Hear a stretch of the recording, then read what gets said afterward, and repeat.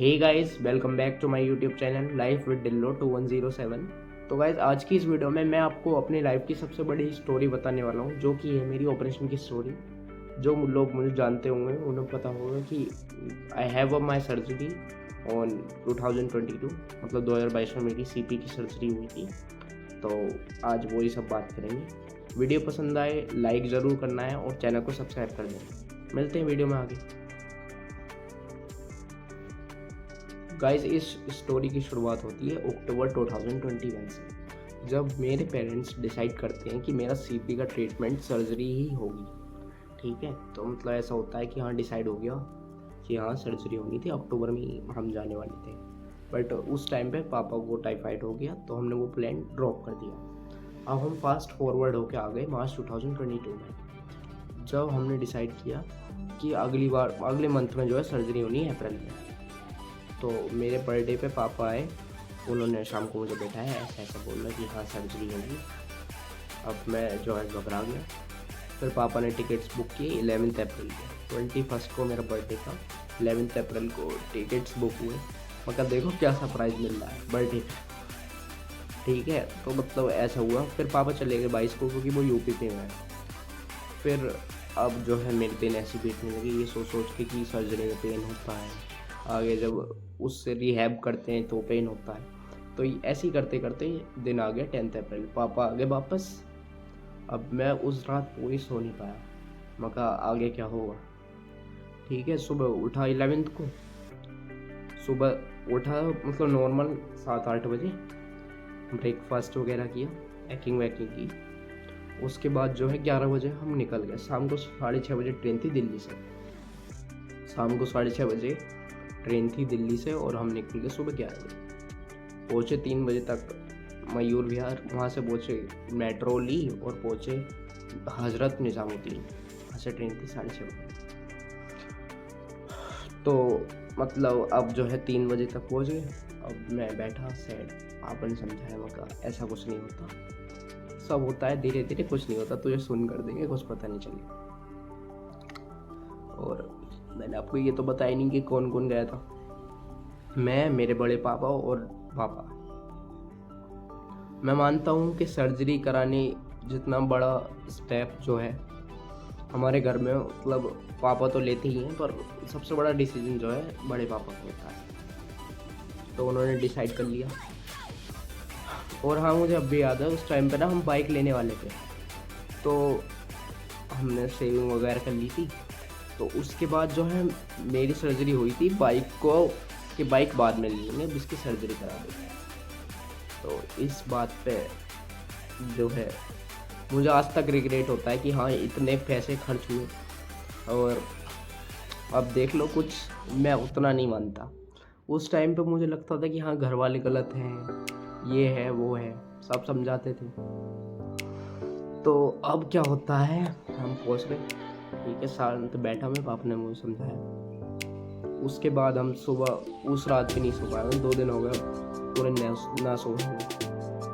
ठीक है, अब हम सुबह पहुँचे, उतरे, वहाँ से बस ली और निकल गए। हम जो है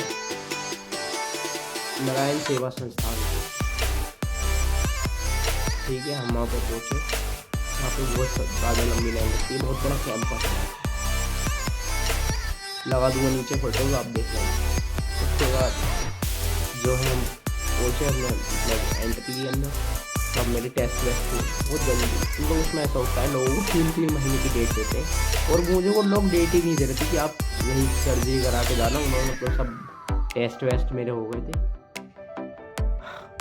ठीक है, और पर हाँ उसमें था कि टाइम था कि 15 दिन आपको रहना पड़ेगा उसके बाद सर्जरी के। देखो सब जो है फॉर्मल फैमिली है मेरी, तो इस चीज़ को लेके थोड़ा सा मतलब वो हो गया कि 15 दिन कौन रहेगा। उसके बाद जो है तब हमने लंच वंच के लिए बाहर आए, टेस्ट वेस्ट के लिए रिपोर्ट्स दे दी थी, सब रिपोर्ट्स आ भी गई थी। तो जब हमें एक इंसान मिला, तो एक आदमी मिले, तो वो कहते हैं कि आपको यहाँ से टाइम से बचना है, जो ही 15 दिन बोलते हैं तो आपको बचना है, क्योंकि आप जो है फार्मर फैमिली खाते हो, देखने में लग रहा है। तो उन्होंने कहा यहाँ पे एक प्राइवेट हॉस्पिटल है, वो कर देंगे 40,000 का कुछ अराउंड होगा खर्चा, ठीक है, और आपको एक ही दिन में फ्री कर।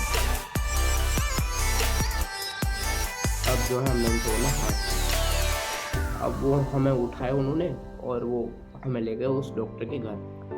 जिस डॉक्टर ने मेरी सर्जरी की थी उसका नाम था डॉक्टर पंकज चोपड़ा, ठीक है। तो मतलब हम गए तो उन्होंने मुझे देखा, तो उन्होंने बताया कि हाँ हो जाएगा, इसका ट्रीटमेंट सक्सेसफुल होता है अगर ये है। तो उसके बाद जो है सर्जरी, मतलब फिर हमने डिसाइड किया कि 10 दिन बाद करवाएंगे। फिर हम वापस आ गए बहुत खुश, तो चलो 10 दिन का तो टाइम मिला, 10 दिन का टाइम मिल गया।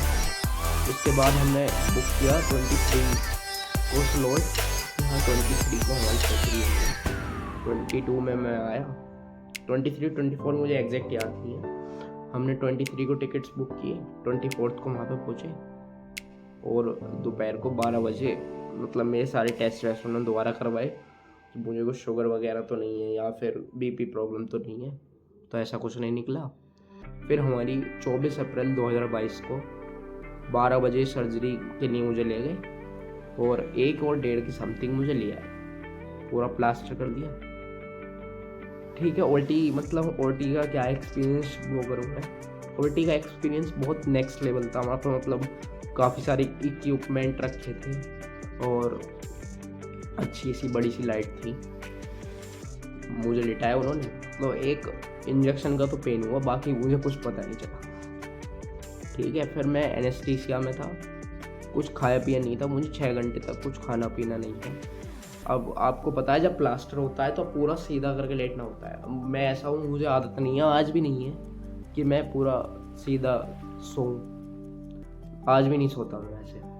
अब जो है वो एक तो गर्मी, आपको पता है अप्रैल में कितनी सड़ी हुई गर्मी होती है, वो भी राजस्थान की बात करूँ तो हमारे यहाँ तो थोड़ी सी फिर भी राहत रहती है क्योंकि हम रूरल एरिया में रहते हैं, पर राजस्थान में बहुत सड़ी हुई गर्मी, ठीक है। अब प्लास्टर, ये पैर उठ नहीं रहा, ऐसे भी नहीं कर सकते थे क्योंकि प्लास्टर जो है 10-12 किलो का होता है और उतना वेट मेरे लेग्स नहीं उठा पाते, ठीक है।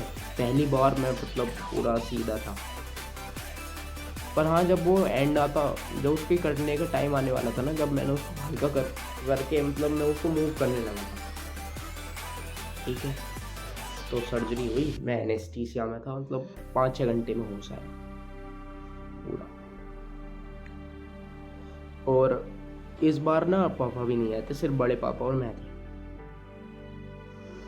तो हाँ काफ़ी डर भी लग रहा था, मतलब अकेले कैसे जाएंगे, पर हाँ भैया थे। तो मतलब हमने सर्जरी वर्जरी कराई, उसके बाद अगले दिन डिस्चार्ज हो गए थे 25 अप्रैल को, घर पे आए। अब घर पे पूरे मतलब सब, मतलब मेरे जितने भी रिलेटिव्स हैं वो आने लगे। 1 महीना मतलब मैंने खाट पे उतारा। उसके बाद जो है 24 मई को उन्होंने मेरा प्लास्टर जो है हटाने के लिए मुझे वापस बुलाया था। 25 मई को प्लास्टर हटा।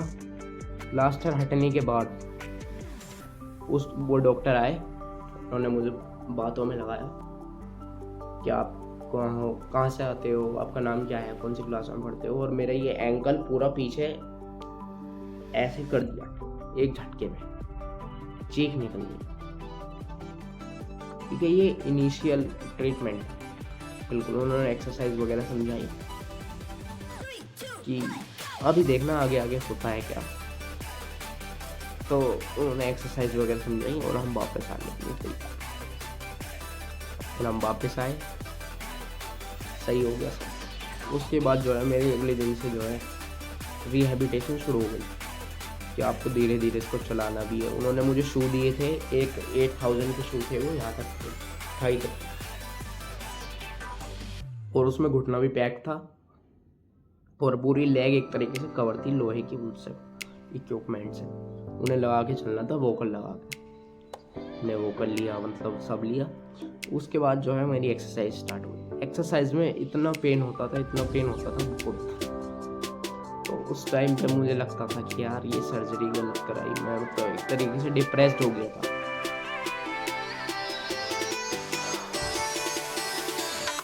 थोड़ा वो नॉस्टैल्जिया हिट कर रहा है, तो उसको थोड़ा वो मत करना। तो अभी देखना आवाज़ भी बाहर होगी ये धीरे धीरे। मैं आज भी जब वो बात सोचता हूँ तो हाथ थोड़ा सा होता है कि हाँ मुझे ठीक हो जाना चाहिए था जब मैं हार्ड वर्क करता था, पर मैंने नहीं किया क्योंकि उस टाइम पे मेरे अंदर बच्चों वाला दिमाग था। आज भी आई एडमिट दोज थिंग्स कि मैंने क्या क्या गलती की। तो मैंने उनसे मतलब जो भी मेरी एक्सरसाइज करने आते थे मैं उनसे कहता था, मैं कहा चले जाओ यहाँ से, ठीक है। तो हाँ ये सब था, फिर भी मेरी उन्होंने एक हाँ 3-4 महीने बढ़िया एक्सरसाइज की, 3-4 महीने एक्सरसाइज हुई। अब मैंने जो है अप्रैल से, जब से सर्जरी हुई थी 10 अप्रैल से स्कूल जाना कर दिया था बंद। 10 अप्रैल को मैं लास्ट स्कूल गया, उसके बाद मैंने 1 अगस्त तक मैं ठीक हो गया, तो मैं वो लोहे के शूज़ पहन के स्कूल जाने लग गया, ठीक है। तो ऐसे ऐसे मतलब मैंने, अब मैं आपको बताता हूँ, ये तो होगी पूरी ऑपरेशन की स्टोरी कि कैसे कैसे ऑपरेशन हुआ, क्या हुआ, कितनी कॉस्ट हुई। अब मैं आपको बताता हूँ कि आपको अगर मान लो आपके उसमें कोई है ऐसा बच्चा, तो आपको क्या क्या करना चाहिए। सबसे पहले तो आपको पूरी एक्सरसाइज करनी चाहिए जैसी डॉक्टर ने बोली।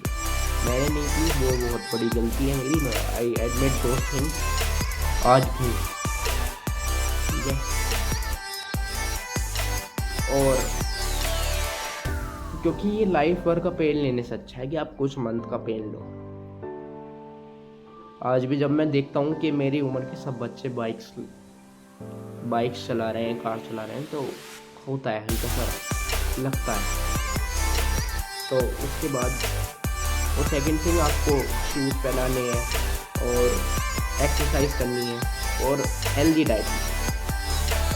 और हाँ मैं एक चीज़ और बताऊँ, after operation I had lose my 10 kgs of weight, ठीक है। तो मैं डिप्रेस में हो गया था, तो इस वजह से मेरा 10 किलो वजन कम है, ठीक है। तो ये थी मेरी ऑपरेशन की स्टोरी।